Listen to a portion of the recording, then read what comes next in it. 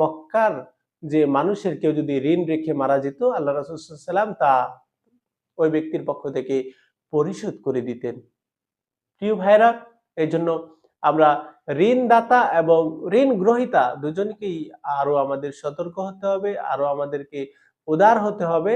তাহলে আল্লাহ সুবহানাহু ওয়া তাআলা আমাদের এর মধ্যে এই ঋণের আদান-প্রদানের মধ্যে বারাকাত রাখবেন।